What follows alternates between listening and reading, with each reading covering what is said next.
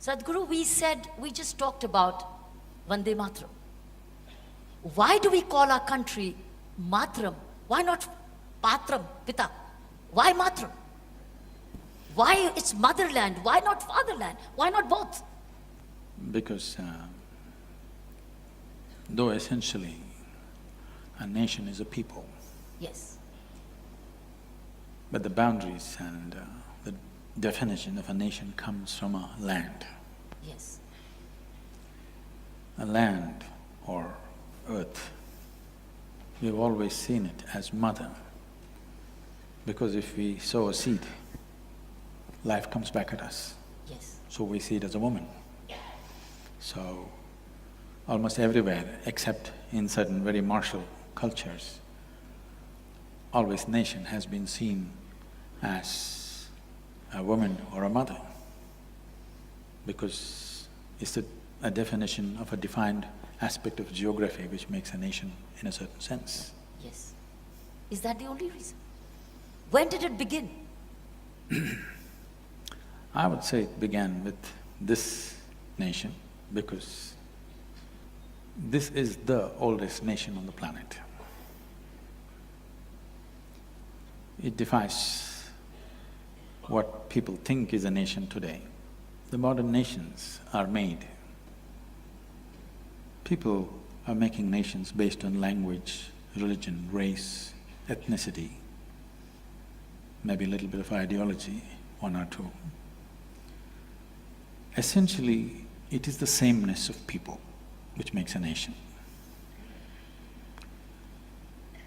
But as we have known this nation for over 8–10,000 years as Bharatvarsh, we have never defiled ourselves with sameness. If you drive 50 kilometers, people look different, wear differently, eat differently, speak different languages, everything is different. So what makes this one nation? When the Europeans came here, they went about saying, this country that we have heard about, it doesn't exist. Because there's nothing binding this, how can they say this is a nation? But for over 8–10,000 years, within this subcontinent and also in the remaining part of the known world of those days, everywhere people refer to this as one nation, though at some points we were over 200 political entities. Yes. So what is it that makes this nation? Yes. This is something the leadership in this country and the people of this country must really look at. It is not language, it's not religion, it's not race, because this nationhood predates all religion. When there was no religion, there was this nation. We call this Hindustan. It did not mean representing a particular group of people who belong to a certain religion, it was only a geographical description. The land between Himalayas and the Indus Sarovar is Hindustan. It does not represent a particular religion. We never had a religion, we still don't have, we're struggling to compete with others, but we still don't have. Because this is not a religious identity, this is a geographical and cultural identity. But what kept us together for so long? No nation on the planet has stayed together for so long. It is essentially, if you look at it, we have always been a land of seekers versus people be… When we look for sameness, we try to become land of believers. People believe in one thing, so they come together. Here, we've been always a land of seekers, seekers of truth and liberation. In this seeking, we found oneness, because this seeking is not something that you invented, this is the nature of human intelligence. The nature of human intelligence will naturally want to know, realize and liberate itself. So this nation was built on that fundamental… You cannot even say it's built. At the same time, it has been managed on that fundamental that you are seekers. When you are a seeker, you are not aligned to any one particular thing. It is just that you're aligned to the life process within you, and that never goes wrong. Always, every life, it doesn't matter how badly you contaminate them with belief systems, with, brainwashing and whatever you do, Still an individual, once his survival is taken care of, he seeks to know, he wants to know what is the nature of his existence, what is everything around him. Whether you call it science or spiritual process or inquiry or quest, it doesn't matter what you call it. Essentially, human intelligence wants to know, wants to transcend its present limitations, wants to liberate itself from the fetters in which we're existing right now. So we built a nation on this longing, this seeking, and it cannot be destroyed as long as we keep this seeking alive. If we do not transform ourselves towards sameness, we will always be one. If you try to transform yourself towards belief and sameness, we will not be one. Bharat means Bharata. Bhava means sensation, because your whole experience of life is sensory right now. What you see, what you hear, what you smell, what you taste, what you touch are different types of sensations. So sensation is the basis of your experience right now. This is the fundamental of your experience. Bha means sensation, out of which comes emotion. Right. Ra means raga, or the tune. The tune is not yours, the existence has already set the tune. You cannot set the tune. Now you have to just find the rhythm, which is the thala. If you find the right rhythm, you are a fantastic human being. If you miss the rhythm, you're crushed by the process of life. So we called this nation Bharata, and the first, or not necessarily the first, one of the great kings of the past was Bharata. People say the country is named after him. No, he is named after the country. There are so many Bharats and Bharatis in this country. Their country is not named after them. They are named after this name.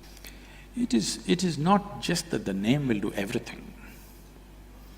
Name has to inspire passion in people for the nation. Yes. Right now, they have only hormonal passions going. There's no passion for the nation. Yes. Okay? Yes. So that is why what is happening to the woman is happening. Yes. So, it is not that a name is a solution for everything, but nationhood. Why nationhood is important is, why can't we think about the whole world? We can. But nationhood is the largest piece of humanity that you can be committed to right now. That's why a nation is important.